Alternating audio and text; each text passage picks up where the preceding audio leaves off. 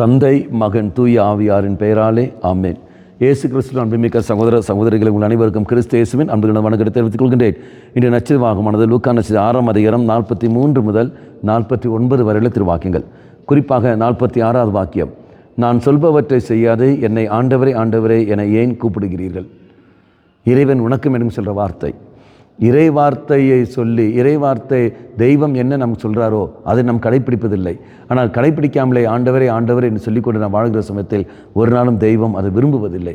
அதான் பச்சையாக சொல்கிற வார்த்தை, நான் சொல்வது நீ செய்யாமல் இருக்கின்றாய், பிறகு ஏன் என்னை ஆண்டவர் ஆண்டவனை கூப்பிடுகின்றாய்? அப்படி என்றால் இறைவன் சொல்கின்ற அன்பு செயல்கள், அந்த பிறர் அன்பை மையப்படுத்தி வாழ்கின்ற ஒரு மனநிலை அது நம்மிடத்தில் இல்லை என்றால், மன்னிக்கின்ற ஒரு மனநிலை, மன்னிக்காமல் நாம் வெறுப்பும் வைராக்கியத்தை வாழ்கின்ற சமயத்தில் எவ்வாறு நாம் ஆண்டவரை ஆண்டவரை அழைக்க முடியும்? அவள் இறைவன் சொல்ல வார்த்தை, நீ அப்படி ஜெபமாலை நீ ஜெபிக்கிறாய் ஒரு பிரயோஜனம் இல்லை, திருப்பலி காண்கிறேன் என்றால் ஒரு பிரயோஜனம் இல்லை. அப்போ என்ன செய்ய வேண்டும்?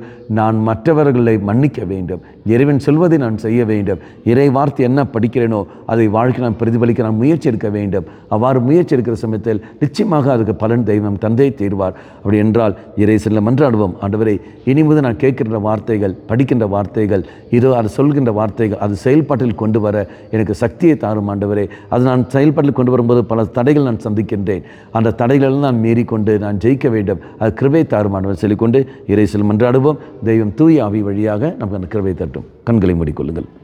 நல்லவனாய் தெய்வமே, ஆண்டவரே ஆண்டவரே என்ற தகுதியோடு நான் அழைக்கக்கூடிய சக்தி எனக்கு தந்துடலும், நீ சொல்வவற்றையெல்லாம் நான் செய்யக்கூடிய கிருபையும் எனக்கு தந்துடலும்.